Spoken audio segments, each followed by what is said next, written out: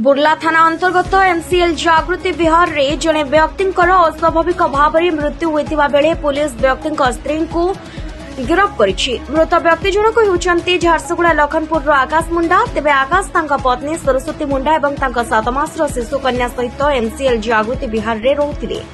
हेले सेठारे आकाशकर मृत्यु होइतिबा नै तांका परिवार लोके बुर्ला थाना रे अभियोग करिथिले।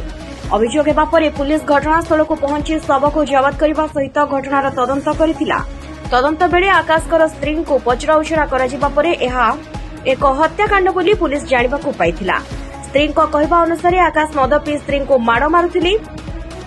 आउ एथिरे उत्क्षिप्त होई से एक गामुछारे आकाशकर तंटी चिपी हत्या करथिले।